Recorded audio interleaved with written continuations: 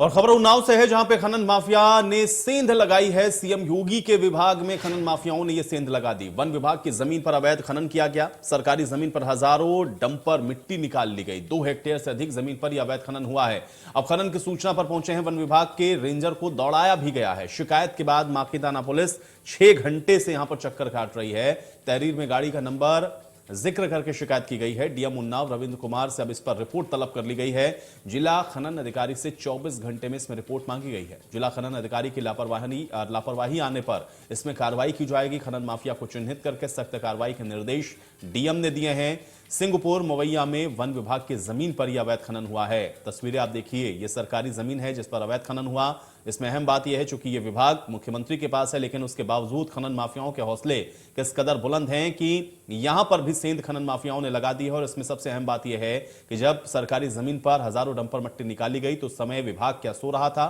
सवाल यह भी है कि जब इस पर कार्रवाई करने के लिए तमाम अधिकारी वहां पर पहुंचते हैं तो खनन माफियाओं के हौसले इस कदर बुलंद हैं कि वहां पर खनन अधिकारी को ही वो दौड़ा लेते हैं। शिकायत हो चुकी है, 6 घंटे से लगातार पुलिस चक्कर काट रही है, जबकि जो गाड़ी है, जो जेसीबी है, उसका नंबर नामजद है। उस नंबर की जानकारी पुलिस के पास है, लेकिन उसके बावजूद अभी तक पुलिस के हाथ इस पूरे प्रकरण में खाली हैं। अब डीएम उन्नाव ने इस पर रिपोर्ट तलब कर ली है जिला खनन अधिकारी से, और अगर इसमें खनन अधिकारी की संलिप्तता पाई जाती है या फिर खनन अधिकारी की लापरवाही इसमें अगर पाई जाती है तो उनके खिलाफ कड़ी कार्रवाई की जाएगी। ये बात भी जिलाधिकारी ने कही है।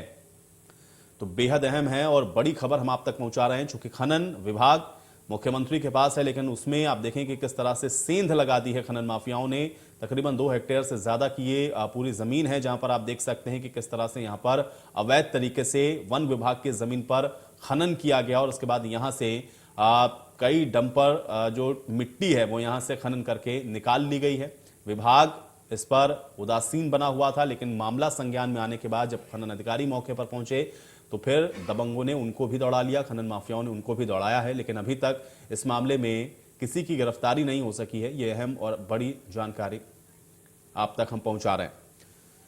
और चलिए इसी पर बातचीत करते हैं। गौरव शर्मा हमारे साथ, हमारे सहयोगी जुड़ रहे हैं बातचीत करने के लिए। गौरव, एक बार विस्तार पूर्वक बताएं क्या कुछ पूरा मामला। बिल्कुल, मैं आपको बता दूं कि आज जो पूरा ये मसला सामने आया है, जो कि अवैध रूप से खनन का पूरा मामला है, जो कि वन विभाग की जमीन बताई जा रही है। वहां पर जो खनन माफिया है वो रातों रात अवैध खनन कर डालते हैं। और ये खनन जो है वो पिछले काफी समय से लगातार जारी है, क्योंकि रात में 12 बजे से ये खनन शुरू होता है और सुबह 6 बजे तक ये खनन चलता है। जिसमें कि जो खनन अधिकारी है उनकी, हालांकि ये बताया जा रहा है कि उनकी जानकारी में ये खनन चलता है, क्योंकि अगर बगैर अधिकारी की जानकारी के खनन होता तो अभी तक पकड़ा जाता, पुलिस के द्वारा पकड़ा जाता, खनन अधिकारी के द्वारा पकड़ा था। लेकिन अगर नहीं पकड़ा गया तो कहीं ना कहीं इसमें संलिप्तता पाई जा रही है, चाहे वो खनन अधिकारी हो या फिर स्थानीय पुलिस हो, क्योंकि इतनी भारी मात्रा में वन विभाग की जमीन पर अवैध रूप से मिट्टी निकाल लेना, उनको डंपरों के द्वारा दूसरी जगह पर भेज देना, उसको बेच देना अवैध रूप से, तो कहीं ना कहीं इसमें जो लोकल के एडमिनिस्ट्रेशन के लोग हैं वो कहीं ना कहीं संलिप्त हैं। ये पूरा मामला जो है तूल पकड़ा तब है कि जब वहां पे वन विभाग के लोग पहुंचते हैं, जब